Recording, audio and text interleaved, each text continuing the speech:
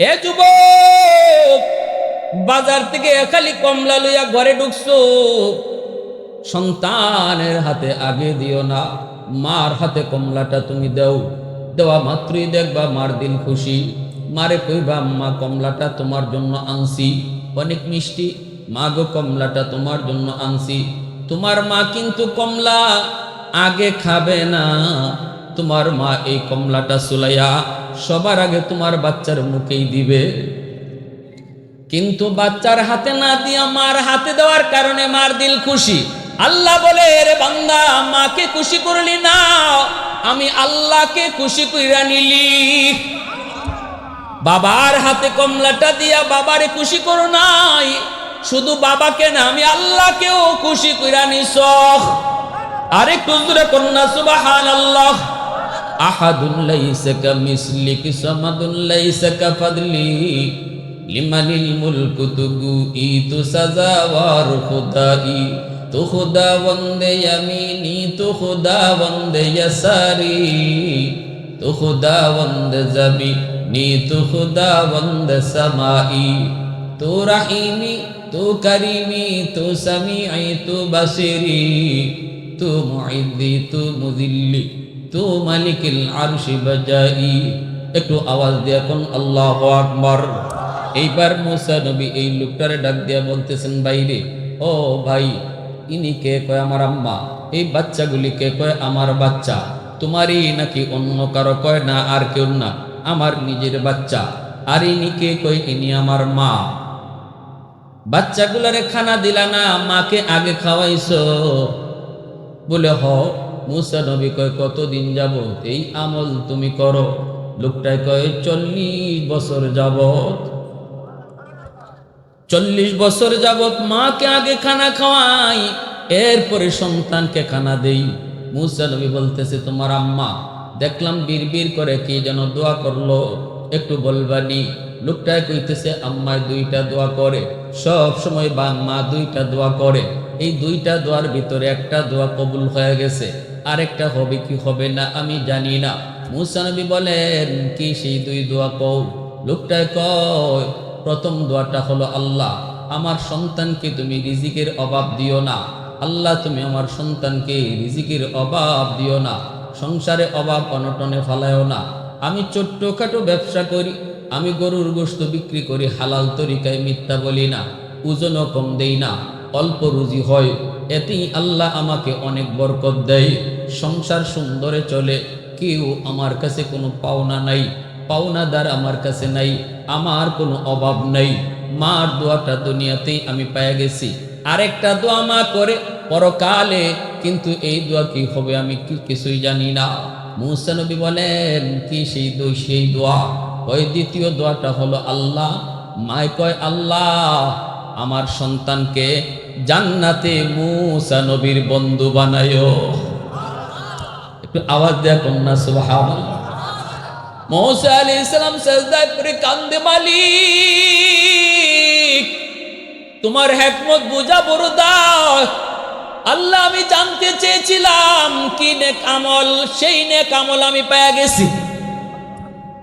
ওইটাই লোকটারে বুকে জড়ায় দইরা মুসা নবী কান্দেন, চুকির পানি জড়ায় জড়ায় লোকটার সাথে বুকে বুক মিলায় তিনি কান্দেন আর বলেন, ভাই রে, ও ভাই, আয় আমার বুকে আয়, আয় আমার বুকে আয়। তোমার মার দ্বিতীয় দোয়াটাও আল্লাহর দরবারে কবুল হয়ে গেছে। প্রথমটা যেমন হয়েছে, দ্বিতীয়টাও কবুল হয়ে গেছে। বলে কেমনে? মুসা নবী কয়, আমি হলাম সেই মুসা নবী, আমি মুসা পয়গম্বর। আমি আল্লাহর কাছে জানতে চেয়েছিলাম, মালিক জান্নাতে আমার বন্ধু কে হবে, দুনিয়াতে দেখতে মন চায়। আল্লাহ তোমার নাম ধইরা আমাকে পাঠায়া দিছে। আজ আমার প্রমাণ হয়ে গেছে, আমার বুঝ হয়ে গেছে, এত বড় মর্যাদা তুমি পেয়েছো তোমার মার দোয়ার কারণে। আল্লাহু আকবার, জোরে বলো। মার দোয়ার কারণে এত বড় তোমার মর্যাদা।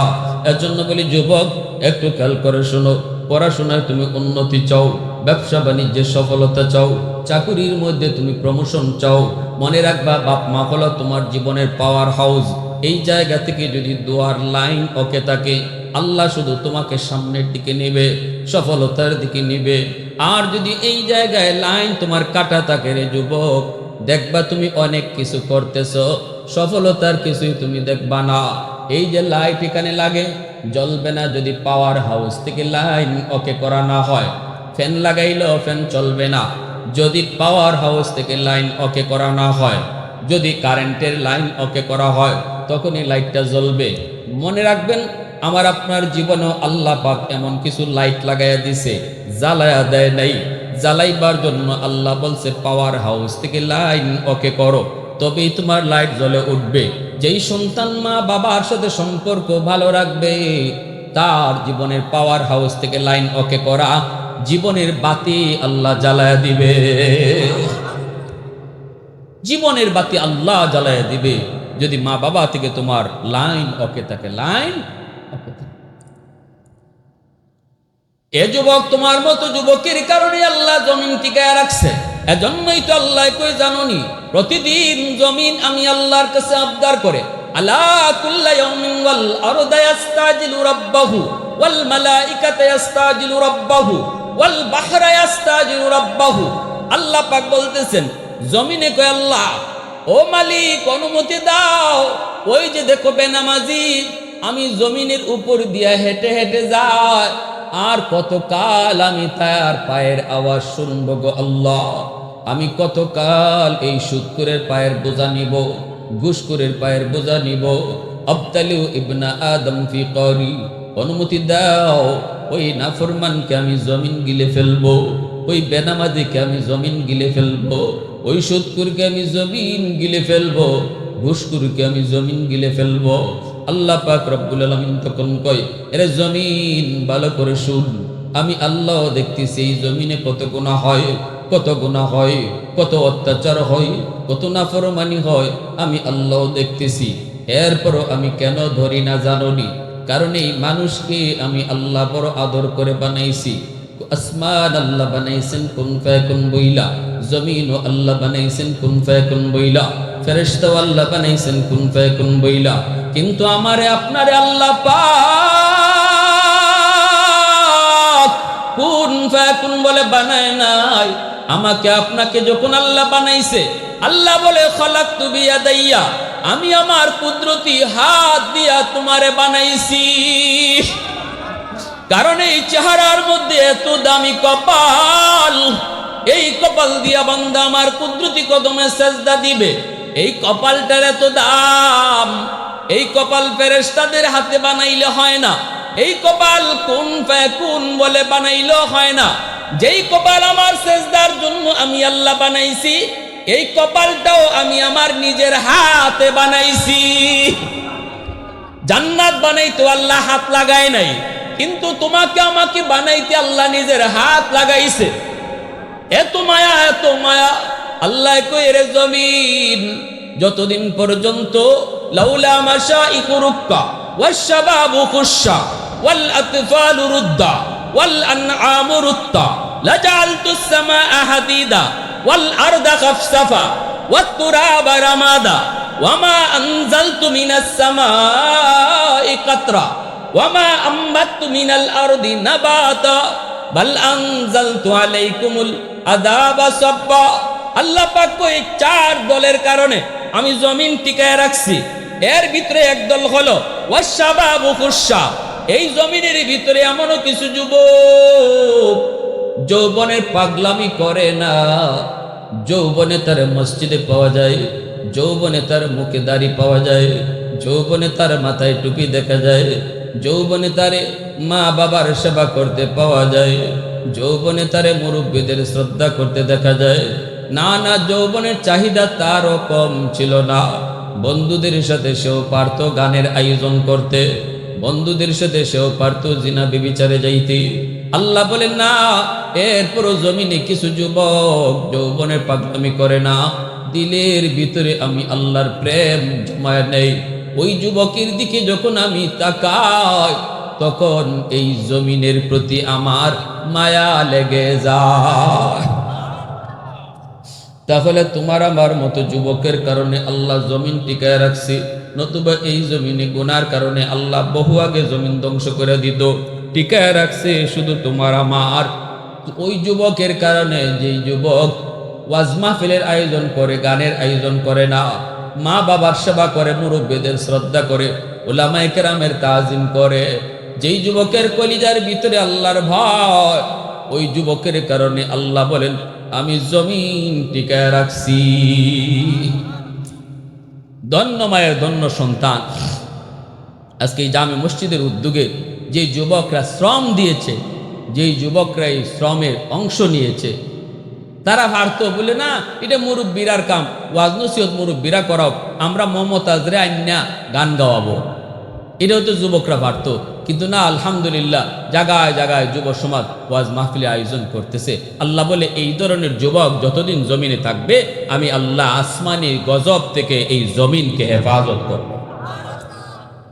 আল্লাহ আমাদের সবাইকে কবুল করেন, মঞ্জুর করেন, এই মাহফিলকে আল্লাহ কবুল করেন, মঞ্জুর করেন, বিশেষ করে মসজিদ কমিটি উপদেষ্টা সহ সবাইকে আল্লাহ কবুল করেন, মঞ্জুর করেন।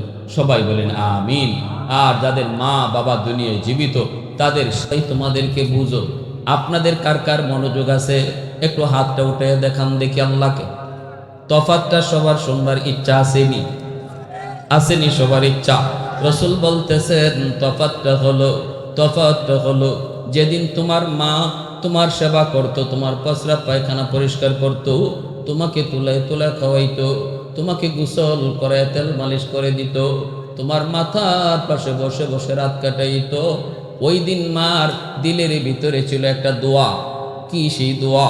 দোয়াটা ছিল আল্লাহ আমার সন্তানকে তুমি লম্বা হায়াত দিও, আল্লাহ আমার সন্তানকে তুমি অলি বানায়ো, আমার সন্তানকে তুমি বাদশা বানায়ো, লম্বা লম্বা হায়াত দিও। এই দোয়া ছিল তোমার মার অন্তরে। আজকে তুমি মার প্রস্রাব পায়খানা পরিষ্কার করো ঠিক, কিন্তু তোমার অন্তরে মার লম্বা হায়াতের দোয়া নাই। কথাটা বুঝছেন আপনারা?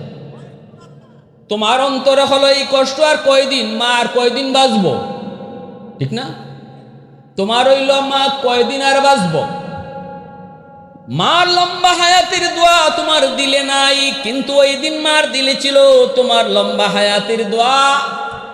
মূসা নবী বলেন আমি দেখতেছি মাকে কুলে নিয়ে লোকটা তুলায় তুলে যখন খাওয়াইতেছি, তখন তার ছোট ছোট বাচ্চাগুলি বাবার পায়ে জড়ায় ধরে কান্দের কয় আব্বা সারাদিন কিছুই খাই নাই গো আব্বা, আপনার অপেক্ষায় আমরা বসা, পেটে বড় প্রচন্ড ক্ষুধা, বাবা একটু খানা দিবেননি, বাবা খানা দেন কইয়া দুইটা শিশু বাচ্চা বাবার পায়ে জড়ায় পড়ে গেছে। এই অবস্থায় কোন বাবার দিল শক্ত থাকে? বাবার দিল কেমন করে শক্ত থাকে? ওই মূসা কালিমুল্লাহ কয় আমি দেখলাম বাচ্চাগুলির মাথার মধ্যে হাত বুলায় কইতেছে বাবা একটু ধৈর্য ধরো, আগে তোমাদের দাদুরে খানা খাওয়ায়া নেই। মারে আগে খানা খাওয়াইছে, এরপরে বাচ্চাদেরকে খানা দিছে।